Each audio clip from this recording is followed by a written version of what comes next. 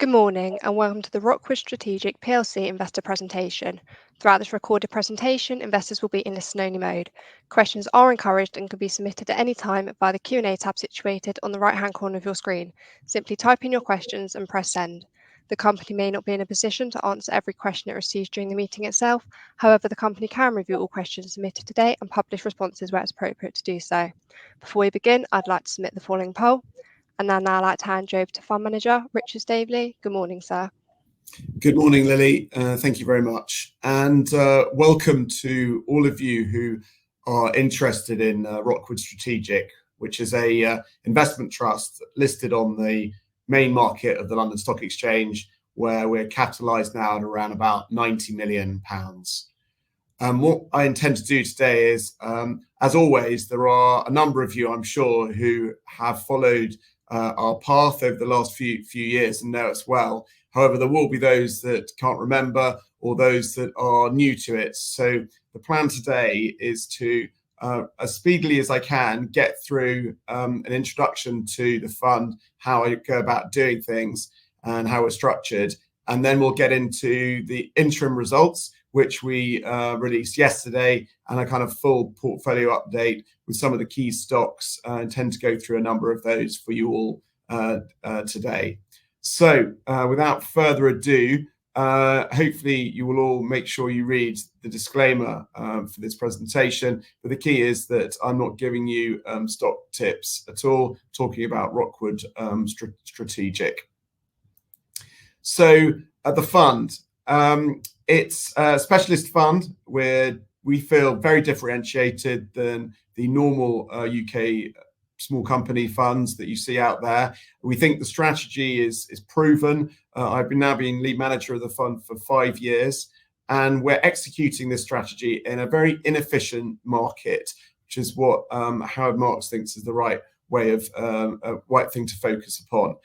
It's inefficient because very few people focus on British small companies these days, and as a result, you can get very significant pricing anomalies and in the underlying companies. We're targeting 15% IRRs over the medium to long term. So for us, what that means is 3 to 5 years. And essentially what we're looking for is shares that can at least double in value over that period. And if they double over 5 years, the maths works out under IRRs, you'll end up with 15% a year. And if we do that, we're pretty much guaranteed to be top of the pops over any medium-term time frame versus the other small company funds and probably the market. We are unashamedly value investors. We very much believe in that. We're focused on free cash flow and intrinsic value. And we run a concentrated portfolio. So ROCKWOOD now has 23 holdings in it. We expect to have a couple more, maybe 3 more in the next couple of years, but it won't change materially from where we are.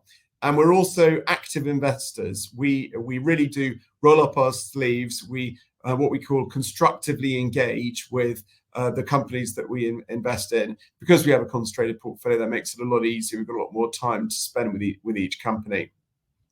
I run ROCKWOOD Strategic from Harwood Capital, which was set up by the legendary British investor Christopher Mills.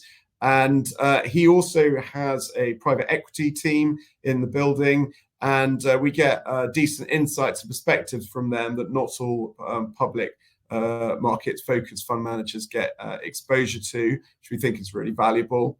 And this is the only thing I do. So I'm 100% focused on ROCKWOOD Strategic. I have no other distractions at all, other funds, other responsibilities. This is what I do every day. And I'm fully aligned. I've actually personally bought over 1% of the fund, and I will continue to buy shares every year whilst I manage the fund.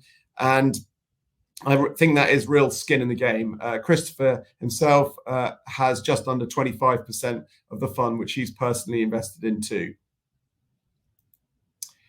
So UK small companies, they've had a bit of a dicky time in the last few years. In fact, the 3-year numbers to September, the AIM market's down 40%, so down 40%.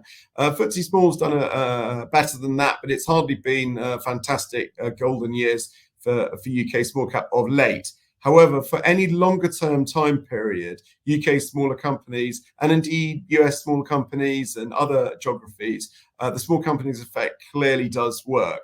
The the chart I prefer to draw your attention to is the one on the right, just to remind people that this size effect works all the way through markets. So if you raise your eyes up through the chart, which shows the cumulative returns of investing £1 in 1955 in large cap shares, medium shares, the bottom 10% of the market and the bottom 2% of the market, you'll see that the smaller you get, the higher returns you get. And it is quite material, in fact. So the bottom 10% is a sort of just over £9,000 return from £1 invested in 1955. But the bottom 2% is £22,000 return. And I think that why that's relevant is a lot of small companies funds these days actually find themselves in a much bigger market cap, often £1 billion companies. And we think we're hunting in a really exciting area to generate returns with Rockwood. In fact, these are the returns. We're very proud of them. We are number one UK domicile fund over the last 1, 3, and 5 years. We think we're, and I think the main point I would say here is we're not getting complacent or hubristic. We've been making mistakes as well as getting things right throughout these 5 years. So we've got lots to keep trying to improve ourselves on. But I would say that we have been doing this through a difficult period for UK small companies. And most people seem to think it's still going to remain difficult, or they're worried that it will remain a difficult period. And that means they should focus on other markets or other asset classes. But I think the thing about Rockwood I'm most proud of is we have delivered returns for shareholders during a difficult period. So if it does continue, we think we can continue doing that. If it gets much more better for UK smaller companies than the UK stock market, I think we would find that an even a better environment altogether as well. Just a couple of points. I think the last thing most people need is another talking head on macro and geopolitical matters and all that sorts of things. I frankly think most of your own views will be as useful as mine. That's why we focus on stocks rather on those things to sort of drive our investment approach. But I would highlight a couple of points. The US stock market is now under all ways of measuring it, very expensive relative to its history. We broadly know why that is. It's because there's been a fantastic re-rating of the very largest stocks, and particularly the US technology leaders, which now the chart on the left shows you the top 10 stocks in America on their median kind of forward price to sales ratio, their value of the business relative to the level of sales in the business is about 10 times, as high as it was at the peak of what was called the TMT bubble before there was a massive crash in valuations. And I think that's relevant because one of our new stocks we've bought this year is a former FTSE 100 darling, which has collapsed and fallen from grace, called Capita. And we've been buying Capita on about 15% of sales. So Capita's sales are well over £2 billion, and it has a market capitalization under 250 million when we started buying it. So there is a massive differential now in terms of what people are paying up for the future in US shares versus UK shares. And that right hand slide just shows the longer term versus the rest of the world valuation history, the red being the level of discount going back to 1980 of UK shares versus global shares. I stress this point because in our view, the most important thing for medium-term returns is the starting valuation, and that's clearly low in the UK. So how do we go about doing things? Well, and how have we delivered these great returns? Well, with a significant universe to pick from, we have over 600 companies, maybe a few more in the bottom end of the UK stock market. We only have to select a very small number, just the absolute best, most cracking ideas that we can find, and that's what we've been doing. We also have a value and recovery mentality at a stock level, so we're not buying shares that particularly recover because the UK will recover, but because the individual companies can recover, and that kind of aspect can happen irrespective of what's going on. Businesses can turn themselves around, and if they do that, they can create a lot of shareholder value. We think that our material levels of due diligence really do de-risk the approach that we take, and that's fertilized for us by having just these lower levels of stocks, and it allows us also to engage and spend lots of time monitoring and engaging the companies after we've invested. And we think that our engagement also does add value and helps enhance and deliver the investment outcomes that we want. In very simplistic terms, we basically buy proven businesses with identifiable assets. We're very much focused on future free cash flow generation potential. We're very much mean reversion investors, and essentially what that means is companies we like the most are ones that used to make a certain level of profitability or a certain level of profit margin, now don't anymore. We due diligence that they can, with a few changes, can recover, mean revert their level of profitability or their level of profit margin. That usually requires some change, so we have to try and identify the catalysts for change. And then we engage with all the stakeholders in the business. That's the management, the board, other shareholders, advisors, try and get that change happening through.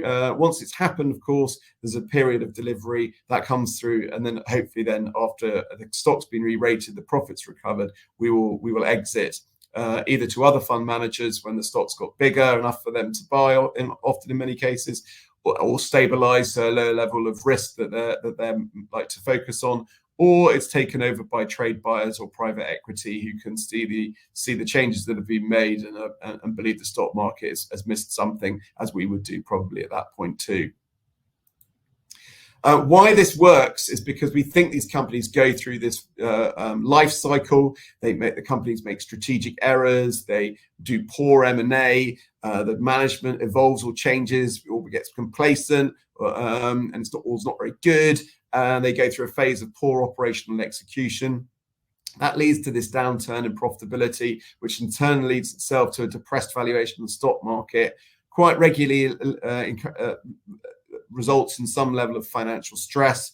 And then it becomes really quite emotional for everybody. Not only the management team are underperforming, the board that are overseeing the management, the shareholders that have to speak to their shareholders why they're losing money in these stocks. And the dominant narrative is very negative and often gets far too pessimistic and emotional about the situation or the potential for recovery. Or they may even know there's a potential for recovery, but they just haven't got the patience to wait or try and help make that happen.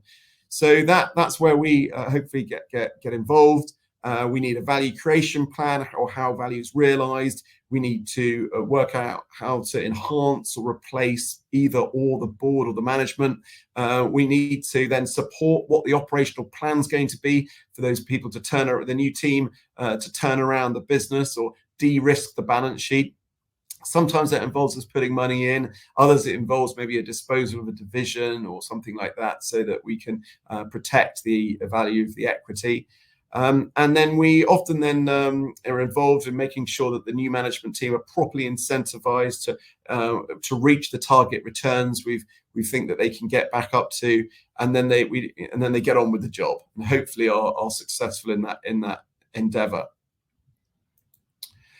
It typically takes 3 to 5 years. For those that follow Rockwood and attempted to buy our individual stocks, I would suggest be very careful about that approach. We very much run a portfolio approach. Often we will start buying stocks knowing that things are going to get worse in the near term, but we're comfortable about doing that because we're trying to build our position in the company for the medium term upside that we've identified. And that stabilization phase can be quite volatile. So for individual investors, I'd be very careful about doing that. But once we've gone through the stabilization phase, which takes 6 to 18 months, the changes are made, all that sort of stuff. Look under the sofa, find what problems have been hidden under there. We get into this delivery phase as it starts to de-risk, profits start to improve, and then we get into a realization phase where either the stock market realizes the business is de-risked and the profits are on the mend, and it should be on a normal rating again. Or if not, you get this you often get a takeover. I'm not going to spend a huge amount of process. I've done this lots of times before to many of you, but essentially we take two types of investments. Ones that we call core investments, where we have to buy at least 5% of the equity in, and we ideally want a 5% weighting, although at the moment that's not quite the case because of the way the fund has scaled. We haven't been able to keep buying and keep a few of our holdings at that level. But the intention is that our core holdings are at least 5% in each, and a 5% equity shareholdings in. And for those core investments, we involve our investment advisory group. These are the individuals on them. It's where Christopher Mills sits in relation to ROCKWOOD, but also Adam Parker, one of the founders of Magedi, Jamie Brooke, a fantastic investor, as is Rupert Dyson, and indeed Yuri Kojimirian, and the legendary David Potter. So let's get on to the interims, and if people have questions about the process or philosophy, do whack a question into the Q&A. So the 6 months, this is September. It's a little bit backward looking, but I think it's still useful. We just touch on a few things. It was obviously another good period for the portfolio. Our performance was decent. What was really great was that we're now, I mean, it's really quite awful. Rachel Reeves doesn't seem to be doing much about it in terms of genuinely incentivizing people to buy UK small company shares. I'm pretty sure higher rates of CGT and lower incentivization to buy AIM shares doesn't help UK small cap market. Hopefully she'll get around to doing something that really does have a proper impact on it soon. But despite that, where we've had 41 months of outflows from UK equities at an industry level, ROCKWOOD has been issuing, and thank you for anyone on this call that's been invested and has taken the plunge and hopefully is benefiting from that. But we've increased the fund number of shares in issuance by 10.4%. We've actually now raised over £16 million actually in the last 12 months, which we are genuinely very proud of too. Now, the key performers have been Funding Circle, which I'm going to talk about in detail in a moment. Filtronic, which I'm not going to spend as much time on, but will touch on RM, which I'll speak about. The detractors have been Hostmore, the owner of TGI Fridays, which went into administration, very sadly. Argentex, the FX services business, and Centaur Media. We've made 4 new investments during the period, which I'm going to touch on at least one of those. And we've supported a couple of our stocks with additional capital. One in particular, an interesting business called Pennant International, small defense business, where we've been heavily engaged with helping them restructure the board, number of new board members. Actually, this morning, some of you may be reading this later, but watching this at a later date. But this morning, with the new finance director appointed, I'm really excited about Pennant International's longer-term potential. And we've had 3 exits, including Youngs & Co, the pub company that we got shares in as a result of the takeover of City Pub Group that we'd invested in very successfully. Post-period end, one of our holdings, a company called Pressure Technologies, of which I'm on the board of as a non-executive director. We've been really getting stuck in there over the last 12 months to try and help them through. It's the only stock left in ROCKWOOD that was in the portfolio when I started running it. And that business, we've now sold off their oil and gas focused PMC division, which we decided was non-core, focusing Pressure Technologies down onto its Chesterfield Special Cylinders business, which has been around for many years and is a world leader in the construction of specialist cylinders. And it also paid off what was an unmanageable level of debt in the business, in our view. So we've really sort of de-risked the position there. We've also had a new chairman appointed at Centaur Media. Now, the beady-eyed of you will know that I personally was on the board of Centaur Media for a period as the business has been delivering its delivered its management action plan, which concluded earlier this year. Since then, there's been a deterioration in trading. And I've come off the board of Centaur Media, allowing Martin Rowlands to come on as the new chair of Centaur Media, who has our full 100% support. And he is going to be able to spend significantly more time as chair in the business than I can do. We are excited about next steps there. I'll maybe answer some more questions on Centaur or later. And we have purchased 2 new holdings also in the AIM pocket around the budget. We had a sort of shopping list of things that we thought could be smashed by a full withdrawal of AIM IHT reliefs, which in the end didn't occur. She went to the halfway house of reducing the inheritance tax break by half. However, there was general weakness into that period, and we were able to initiate 2 new positions at very advantageous prices, we believe, around that time. I'm not going to be able to talk about them today, so apologies, because we haven't finished buying either of them yet, and some people might exploit that. So what has been happening in the year? A few things. I'll come on to Funding Circle in a moment, but one I would point out is James Fisher, where they've made a couple of disposals this year, which have meaningfully reduced the leverage at James Fisher, which was an issue. So that has de-risked materially, and that's very good news for equity shareholders, as the new team have now been in a decent period trying to stabilise this group. Well, now should be moving very much into the delivery phase, and we're very excited about what they might do during the next 12 months to start turning around and recovering the profitability, that mean reversion of profitability in the businesses that they've got left. Also, Capita, I'm going to talk about in a moment, but there was catalysed, really exciting disposal by the new management team there of one of their software businesses for £180 million, which has almost wiped out the debt at Capita, and again, massively reduces it. For those that remember Capita from old, I think it peaked at 3.7 times net debt to EBITDA, a very distressed level. We're now at literally 50 million of debt roughly, and well over 200 million of EBITDA.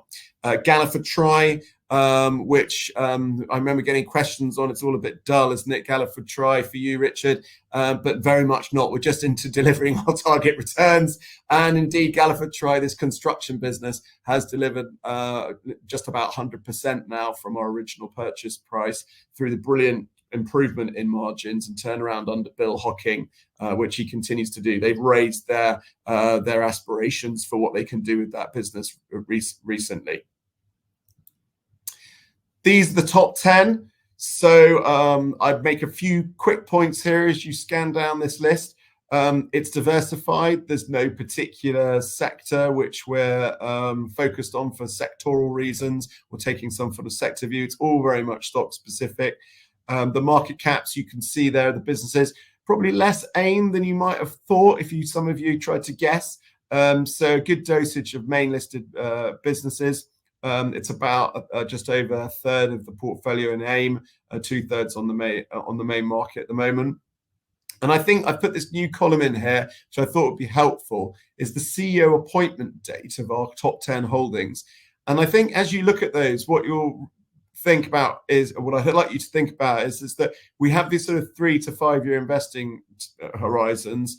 And, you know, these guys, a number of our positions, the people have been in now for a bit, but not for huge period.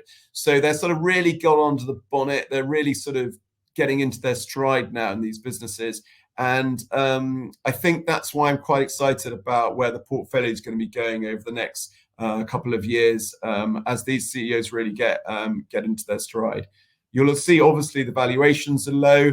And I always just remind people is that when they look at the valuations that we put on these stocks, is that because of the nature of our predominantly recovery style investing, these are low multiples on low levels of our target profitability. So for instance, a TriFast, a great business that makes fasteners around the world, America, Europe, UK, and Asia.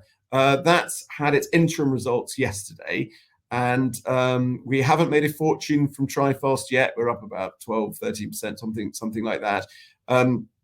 Trifast, as you can see, is on a PE of 9.6 to March 26, which is essentially a kind of the 12-month forward. We're nearly there, aren't we? So less than 10 times PE to March 26. In the interims yesterday, the EBIT margin was 6.3%. It troughed at just under 5%. And we think that business can get to 10% margins. I think in the March to 26 forecasts, off the top of my head, I think it's about 7, something like that is what people, maybe slightly over 7% is what market forecasts have them in for the March to 26. So we think the profitability can be materially higher than what is already being focused on as a low multiple. These are the core holdings. We've got 7 of them at the moment. They've been pretty consistent for some time now. We're gradually working our way through to conclusion on a number of them, and I'm going to talk about 2 in a moment. As a whole, I would say a couple of things. Look at those very small market caps. One of the reasons there's not more of the portfolio in our core holdings where we tend to actually do our most work is that we haven't been able to scale some of the stocks. We have been genuinely delighted with both the performance and also the issuance we've had. Some of these companies we own nearly 30%. We can't actually buy any more stock than that, nor would we want to. So we haven't been able to scale them with the growth in the fund.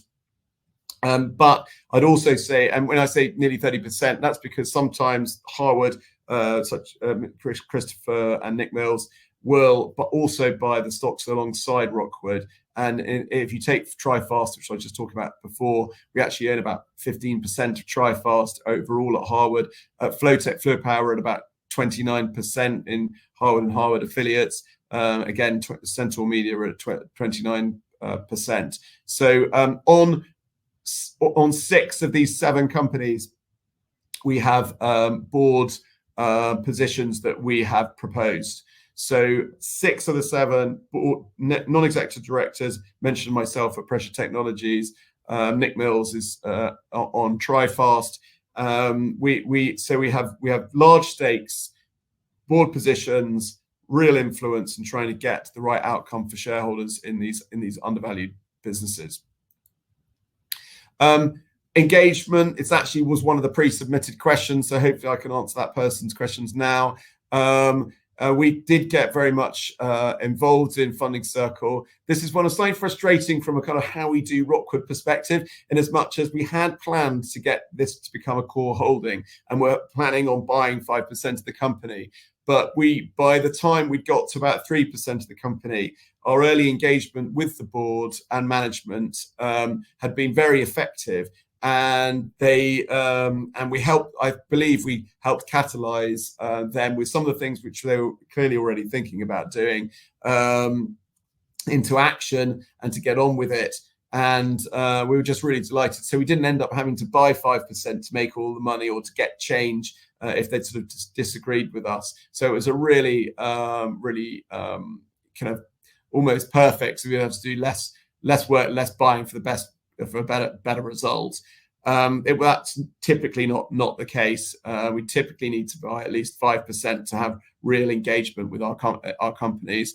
But what Funding Circle has done, now obviously the largest stock in the portfolio, we started buying at 125 million market cap when the business had over 200 million of cash on the balance sheet and a loan portfolio, and had spent 100 million pounds building a all singing, all dancing technology platform that can do very fast and effective loan application, deal with loan applications for the small and medium-sized businesses in the UK, an area which the major banks have sort of withdrawn from in many cases, and where they take outside capital, not their own capital, and then deploy it through the platform to give those sorts of investors and lenders access to this asset class.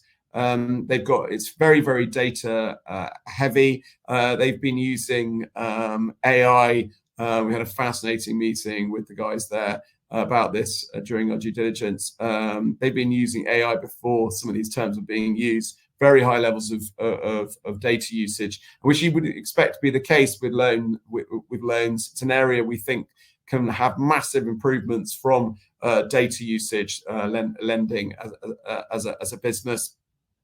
And if you think about it, everyone seems to have, the same credit card APR, irrespective of your personal circumstances. That should be able to be dealt with by tech and consumer insight. Anyway, that business, we engaged with them. They'd never done a buyback before. We managed to get them to start deploying the cash at their completely ridiculous share price, and they cracked on with buybacks. And they've done 2 sets now, in fact. They chose to sell their US business, which was heavily loss-making. We had a balanced view on what to do with that, but actually we're very pleased that they've done that now. That brought more cash into the business and stemmed any losses that they'd had to fund in America, leaving themselves to the UK, where they'd obviously run the business particularly well over the years, and but with a growth mentality. And a proper cost-cutting program was initiated this year. And I'm absolutely delighted to say they've hit their first ever profitability during 2024 after we purchased. Fantastic. And they've got strong ambitions to grow at a significantly higher rate than GDP and drive profitability on this platform, which will now grow profits quite fast from the incremental drop through of profits from new lending. It's been clearly re-rated from where we bought it, but now on about 7 times EV/EBITDA. If you look around at other, I use this awful, sorry to do this, but quote unquote, the platform businesses, they tend to have very high multiples, much higher than 7 times. There aren't many exact look acrosses, but we think there is scope for material profit growth and material further re-rating from Funding Circle. RM is one that's been in the portfolio for some time, but and has been delivering, particularly in this interim period for shareholders. Shares have done reasonably well. They've been in slightly stasis mode for the last few months. But in March, or earlier this year, a couple of things were announced by RM. It's an education business with 3 divisions and too much debt.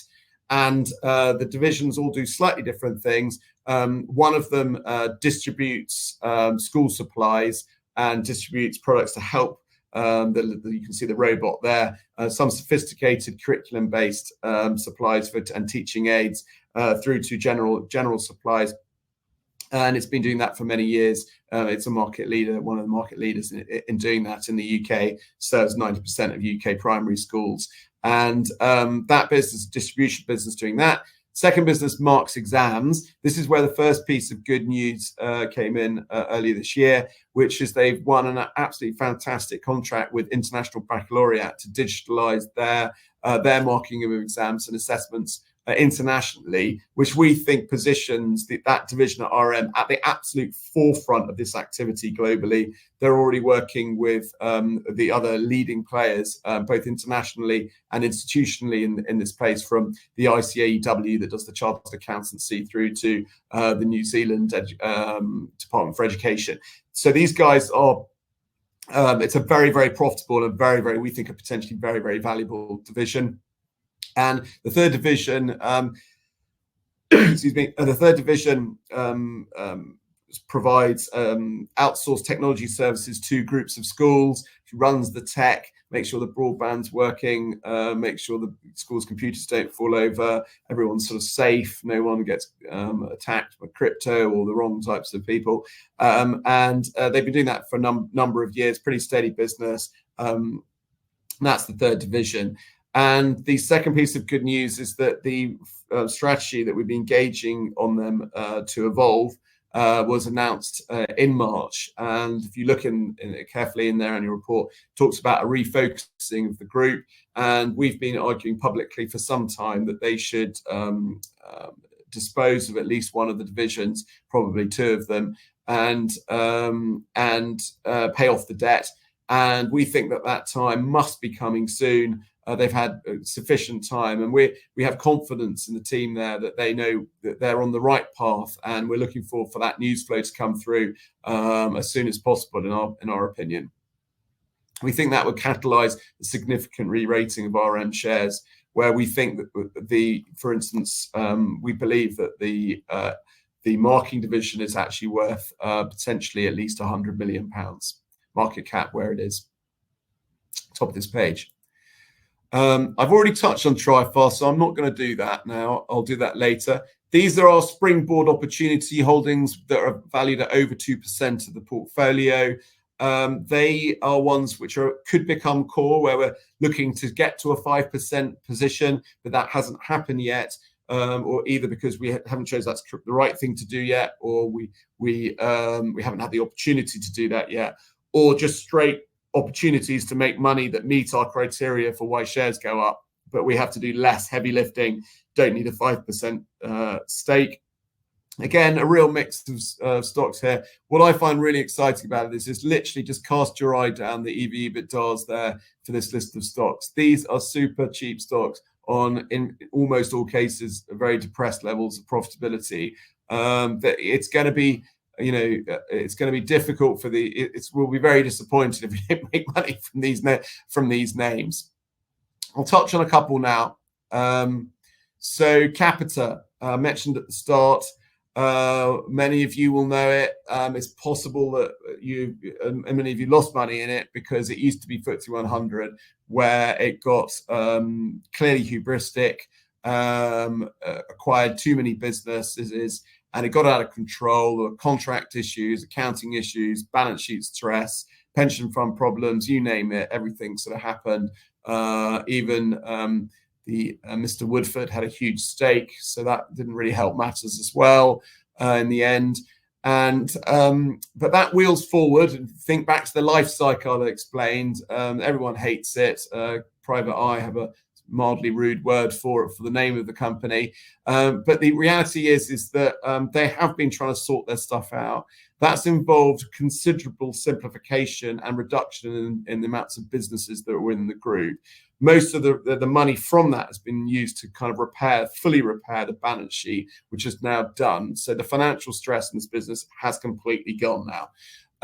The pension fund also, quite a lot of the money had to go into big deficits and requirements. The last payment under the agreement goes in 2025, further 25 million, I think, from memory, and that means that cash flow is now not going to banks. It's not going to pension funds. It can go into the business or back, hopefully, to shareholders. Now, the profitability of the business is depressed, both relative to its own history and also relative to peer group. And as a result, the new management team are targeting 6 to 8% margins. Most recent margins, they've been doing 4.5% profit margins. Pretty awful. Quite a lot of the competitors on the right-hand slide. Most of those are making 10% margins, like the vast majority make at least 10% margins. So we think the 6 to 8 is a sensible target in the first instance, a bit like Galliford Try had a lower target than they have not now got 4.5 years after the CEO arrived, but they made sure they've got a target they think they can achieve. We think they'll achieve that. And if they achieve that turnaround in profitability, they're going to have a massive increase in free cash flow, which we think could easily get materially re-rated on the stock market and would mean a material upside to Capita shares. Remember, there's now down to 2 divisions, one that does the public sector, all the things that makes you wince. So they run the congestion charge, they run the student loan company, they do the TV license, they do the Royal Navy recruitment, which is good. And then on the private side, they do sort of business process outsourcing for major banks and telecommunications companies and a range of others. Proven business models, which we think the new CEO and his team will inject significantly more efficiency into how they deliver on those projects, on those contracts, but also significantly more technology, which can now make the business better and also help the clients more.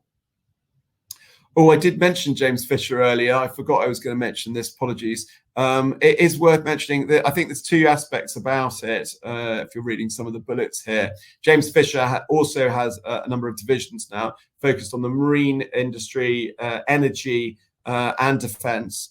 And but also, as I mentioned earlier, its balance sheet was stressed and it's now under control. You'll see in the chart on the sort of middle to the right of the screen, hopefully that's what you're looking at, is the blue, and that's the historic valuation of James Fisher's profitability. We think we've got scope for that to improve. Maybe not the peaks of what it was before, but definitely back to a higher level than the company is now. And we also think that they are also, guess what, improving their margins to industry levels and where the business was before, and that would, we think, spit out about 80 million of EBITDA, which is a significant number, and if put on a decent multiple, would mean significant upside for James Fisher and Sons shareholders. It's worth point out, and when I talk about inefficient markets right at the start of this presentation, that James Fisher used to be much bigger and have lots of people covering it, following it. I remember, because I've been in this job so long, he used to be well known, lots of people cover it. Now hardly anyone covers it in the stockbroking community, and it's not very well held across small companies' funds, and because it's the market cap's quite low relative to what they typically look at, and the liquidity is not that great.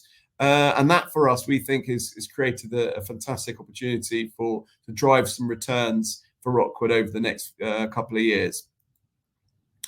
Little bit of admin before we get on to Q&A, very nearly there. But I think the fund's now 90 million. I'm not going to stress on that, actually. And just finally, yes, Filtronic, I have to mention it because it's been a big driver this year. We got this one absolutely right.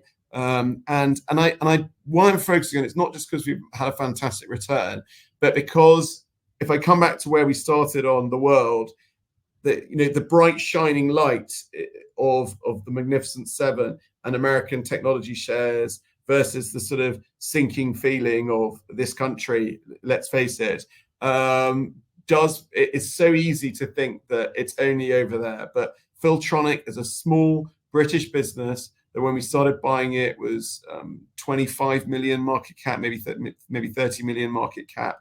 It's now significantly more than that, 150 million market cap. And obviously in America, we've got SpaceX and Trump's best friend, obviously running that. And Filtronic have become a key supplier to SpaceX. And as such, will become a key supplier to the whole industry for its products in the space industry. Elon isn't going to be the only person putting up satellite networks over the next 10 years. And Filtronic has created huge amounts of value for shareholders. It was very undervalued given its very strong position in defense and its incumbent position it's been for years in telecommunications. But I think the point is, we can go and find we just have to find just for Rockwood 3 or 4 a year, that sort of thing, of these businesses, and we're looking for them every day. So to conclude, value bias, small cap bias, depressed markets. We think we can say we're differentiated. We are targeting these 15% IRRs over 3 to 5 year rolling periods, fully aligned, and we are confident in the portfolio because of what's happening in the companies and their valuations. So thank you very much. Richard, thank you very much for your presentation. Ladies and gentlemen, please do continue to submit your questions just by using the Q&A tab situated on the top right-hand corner of your screen. Just while the company take a few moments to review those questions submitted today, I'd like to remind you that a recording of this presentation, along with a copy of the slides and the published Q&A, can be accessed via Investor Dashboard. As you can see, we've received a number of questions throughout today's presentation. I please ask you to read out the questions and give responses where appropriate to do so, and I'll pick up from you at the end. Okay, gosh, there is so many questions here. Okay. So beady-eyed Rockwood watchers will know that one of the 4 new holdings is a company called Facilities by ADF. We have a modest size position. It's less than 2% of the portfolio. And we purchased it because we felt there was a key strategic initiative underway in the purchase of a business that complemented their incumbent and market leading position in the provision of essentially production facilities for the film and TV industry. So it owns over 700, yes, I think over 700 vehicles, most of which are the sort of things like the makeup cabins, the cabins for stars, costumes, and all the other stuff that's needed when productions in this huge critical sector in the UK is not only at the studio but also out on locations. They used at both locations, and they have been working on everything from The Crown to Star Wars to Rivals to a range of productions. And they have had since we started purchasing it, they've had an unsuspected profit warning where the election actually ended up creating a kind of its own air pocket around activity following on from the writers' strike, which everyone knew about, where the industry has been recovering from, and a number of key basically shows that they are working on, a number of which have since been green lighted in recent weeks, have been delayed into next year because there was lack of clarity over whether Labour would do something with the kind of tax breaks that Britain generously offers to support one of our key creative industries and make sure films are made here. So we were disappointed. We didn't think that air pocket was going to be. We didn't think there'd be an air pocket like that. We actually thought that things would be sort of roughly fine, but they haven't been. It's a bit disappointing. However, it doesn't actually break our thesis itself. So it's fair to say we have purchased more shares after that. We believe that the business can continue to grow, and that they're in a very strong position, particularly going into 2025 now, as some things have blocked in. Number of people are now sort of full up for next year, and there's a fantastic roster of known from productions out there where they have the right relationships with Marvel films that are coming out next year, Avengers, Star Wars, a range of other pieces of work. Some of you will be aware that the Harry Potter TV series is starting soon. So the stock on its new numbers still very lowly valued.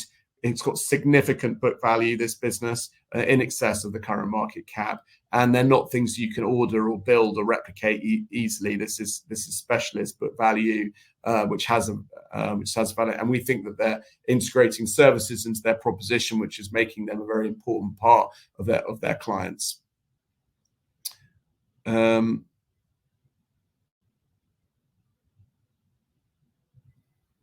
You buy shares in Rockwood and believe in having skin in the game. How important is it for the companies that you invest in to also have director shareholdings? It is important for us. It's very important. We really want them to feel more focused on TSR than they are on salary and an annual bonus. And as a result, we regularly get involved in particularly the LTIP schemes that we encourage them to have, or we evolve the terms on so that they are TSR linked. There's two issues here. Firstly that there's a huge confusion in the fund management community about exactly what the right metrics everyone should be focused on. We find too often the metrics are too focused on ones that can be manipulated or straight profit numbers, or ESG factors or things like that, rather than the share price performance, which should be an outcome of the level of profitability and that. So we engage on that, and we encourage our directors to buy shares too.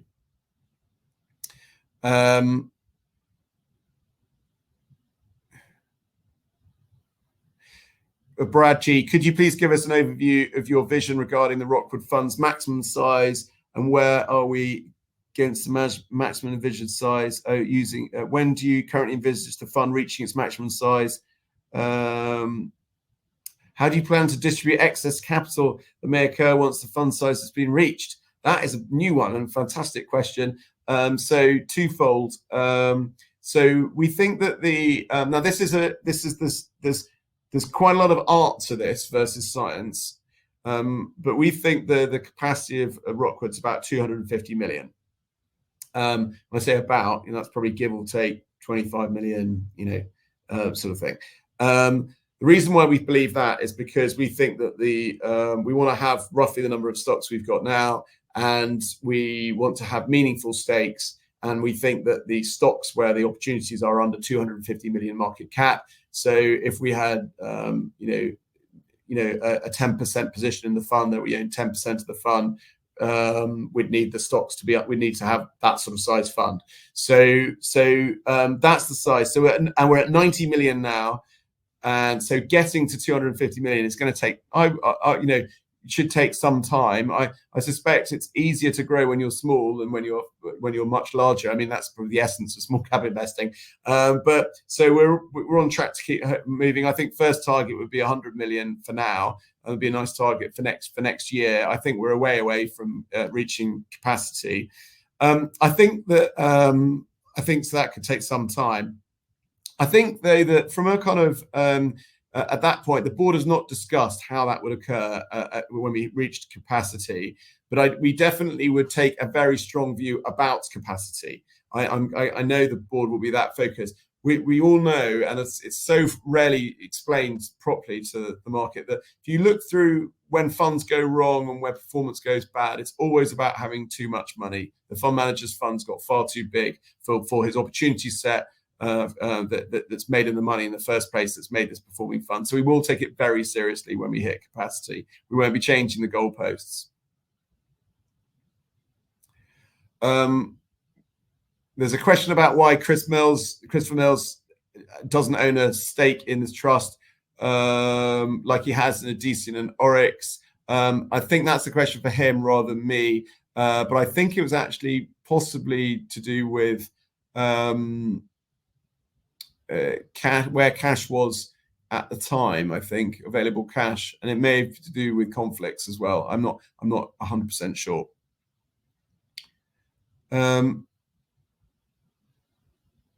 Can you provide some insight into what catalyst you're looking for, which could stem the outflows from UK smaller companies? Could spend all day on this, but very quickly. To September, basically UK small caps were doing well. In fact, to September, the best performing open-ended sector, actively managed sector in the UK was UK small caps, better than US equities. Now, there aren't lots of funds in the UK, but it's better than UK equities. So quietly, without anyone looking, through to about September, UK small cap had started to recover and hadn't had much attention about it. And I was getting quite excited. Here we go. And the reason why that was probably happening was because interest rates were starting to fall for real. Not predicted they'd fall, and then not really, but actually start falling. And that's why we think it started to do. There's probably a little bit of initial linked into that, a little bit of certainty factor from the actual election win. However, it's fair to say that recent news isn't good in aggregate for UK smaller companies, because interest rates need to continue to keep falling to build on that, and we still think that's probably the most important thing historically for getting small caps really going. A good phase of falling interest rates, and clearly Trump is probably going to be inflationary because tariffs are inflationary, and the opposite of immigration is inflationary. And high levels of spending is inflationary, and buoyant economies tend to have be inflationary. Secondly, China has just done a huge stimulus, which could be a little bit inflationary if it hits the right pockets. And then finally, dare I say it, but big government is inflationary, and big state involvement is inflationary. And I think the budget has potentially inflationary consequences for the UK, and thus people are getting a bit worried that interest rates aren't going to fall as much. But that's what we need to come down. Secondly, on the sort of policy aspect, I think they just need to do more incentives. I completely disagree that merging the local authority pension funds is going to end up with more small money in British small companies. It's just not the way I've experienced people who have lots of money end up doing bigger things in big projects rather than lots of things in lots of small projects. I think that's a terrible decision in that regard. What we need is things like ISAs, and I know some of you won't like this, but I think a ISA tax breaks mean you can only invest in British businesses. So the British ISA initiative, I was really gutted that they, having said that they liked the initiative before the election, have then dropped it, and that's what I'd like to see people doing.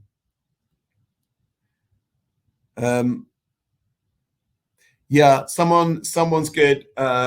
Someone's asked a good question, which has been on my mind of late. Andrew G. He's asking about the impact of national insurance, another one of Rachel's measures, obviously, on which will hit Capita, because Capita have 43,000 employees.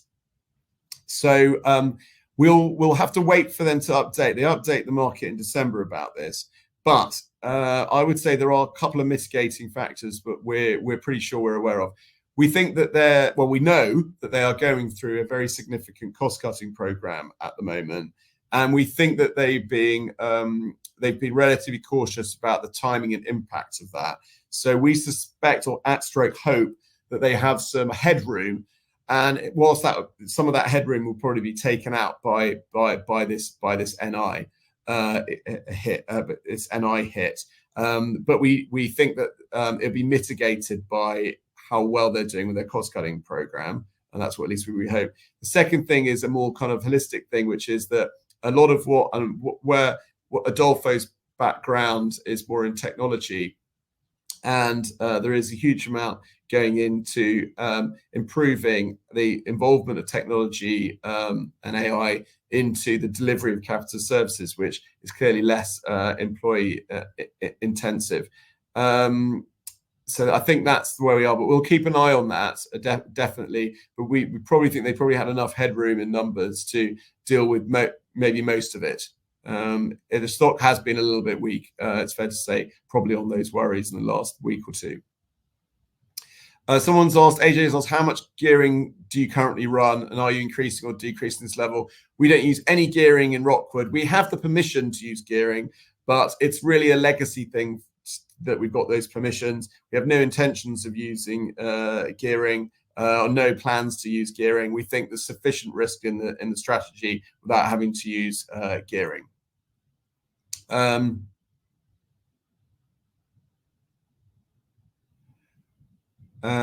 me go, hang on.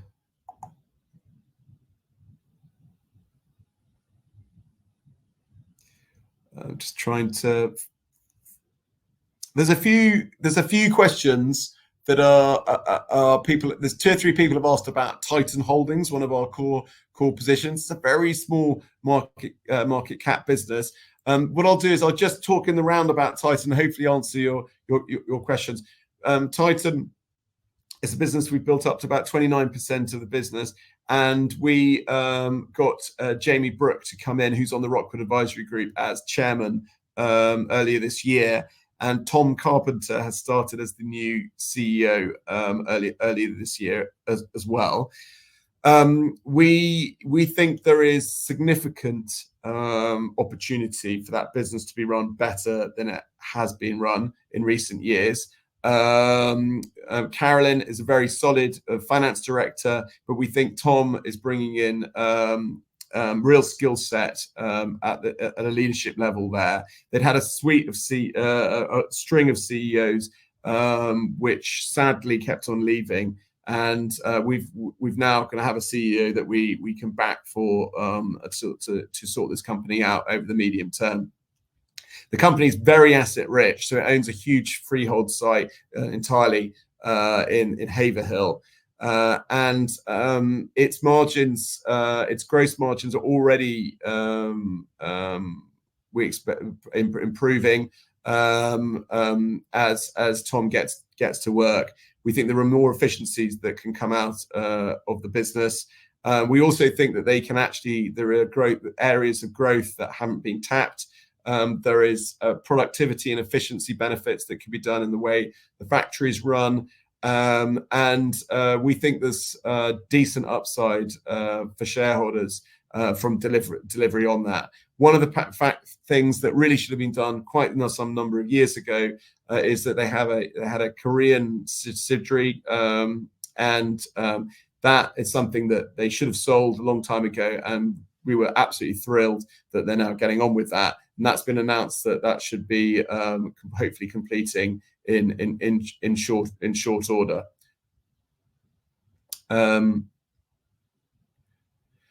Someone's asked what went wrong at Hostmore, so I won't shy away from that one. So Hostmore, biggest loss of the year. It, as I mentioned, owns TGI Fridays. We was already owned at Harwood before ROCKWOOD started buying it, and a business which had in 2023 had roughly 200 million of sales across units all across the country, from leisure parks to shopping centres to all around the place, and had been poorly run by the CEO, and had racked up too much debt relative to its fallen profitability, so had financial risk. We due diligenced the business, felt that the changes that were being made would improve the profitability of the business, which started to come through under a new chair, new management. But the business wasn't able in the end to start getting the debt down, primarily because during the summer it was absolutely horrific for the eating out industry, as mortgage rates started to continue to as mortgage rate deals started to drop off for more and more people that go out to eat regularly. So cash flow squeeze there, terrible weather, poor cinema roster, and generally it was very difficult. Now, a lot of eating out businesses were offering 2-for-1 deals to keep people coming through the door. TGI was unable to do that sort of activity because it actually needed the cash. 2-for-1 doesn't work from a cash perspective, so they needed to get the debt down. In the end, it overwhelmed the business. We lost 1.6 million pounds in Hostmore of ROCKWOOD money, and that makes me very, very upset and disappointed. But what I would say is that because we understood the risks, if they had been able to start paying down the debt and the debt had been paid down, our target return was 450%, not our usual 100% upside. We thought it would be a 4 to 5 bagger, as they call it in the market. So we thought that a -100 versus 4 to 5x was a investment worth taking, where we thought they had a good chance of trying to get through. In the end, they didn't, and we have to take that on the chin. At the same time, and lose 1.6. At the same time, earlier this year in Funding Circle, we bought a business which had more cash than the market cap, had far less financial risk, but still the same amount of upside in our view. But we took a higher weighted position, and that's come through, and we've made 10.4 million pounds in Funding Circle. And this is the key why portfolio management and risk management is a critical factor for this, both this strategy and any strategy that any investor is looking to do. It's very sad about TGI's, but ROCKWOOD lives to fight another day.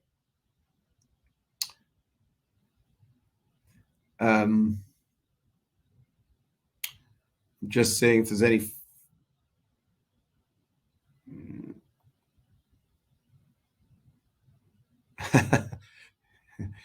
So someone's asked the question is, have you received any approaches for your underlying holdings from trade buyers or PE?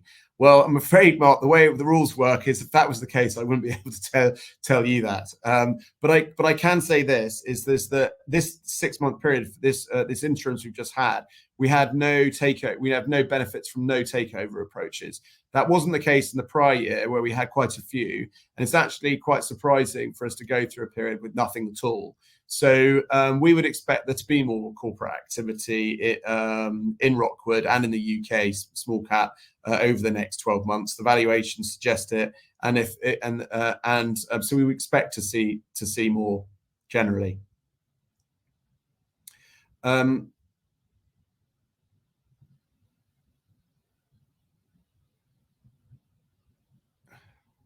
a couple. I'm just slightly getting worried about time, Lily. Someone's asked about slides. I don't know if the slides on IMC are left on it. The slides as they roll through will be on the recording, and on our site we have our quarterly slide pack for those. Yeah.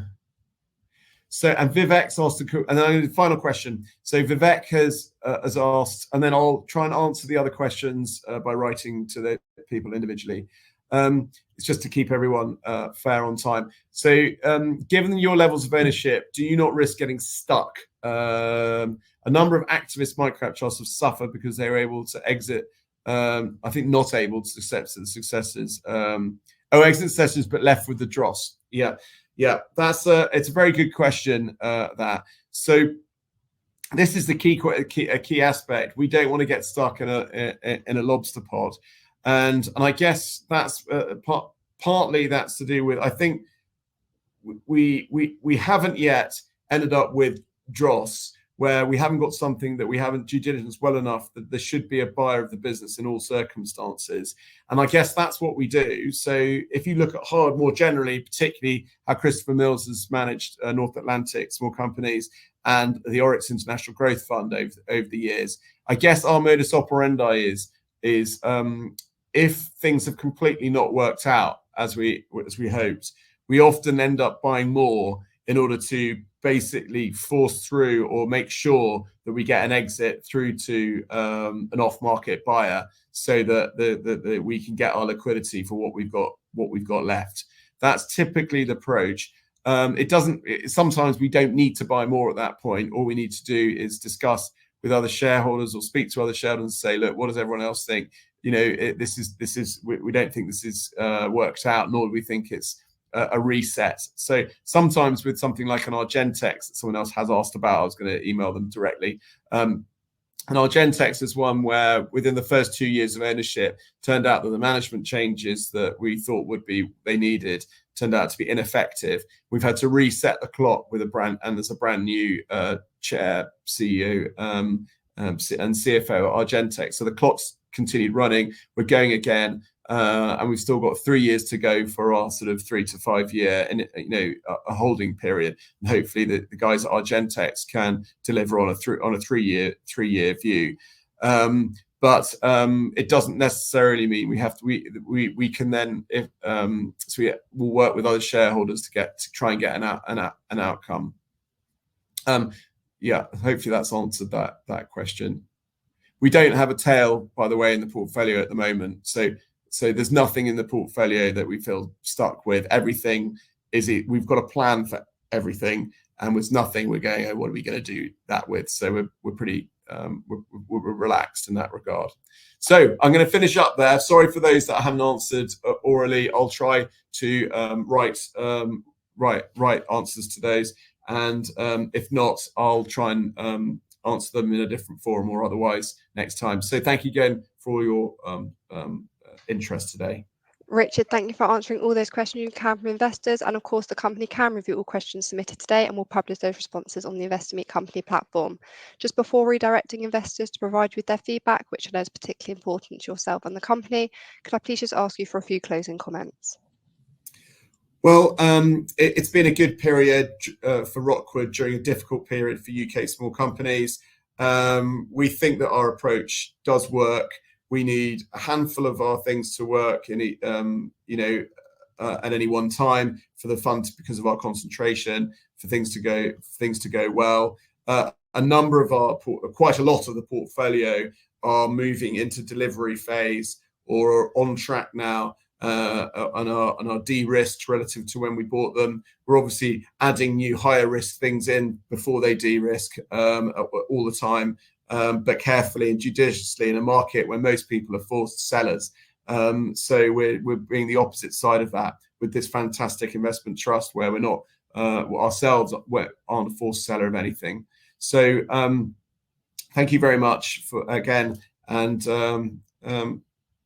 bon chance. Richard, thank you for updating investors today. Can I please ask investors not to close this session, as you'll now be automatically redirected to provide your feedback in order that the management team can better understand your views and expectations. This may only take a few moments to complete, and I'm sure will be greatly valued by the company. On behalf of the management team of ROCKWOOD Strategic PLC, we'd like to thank you for attending today's presentation, and good morning to you all.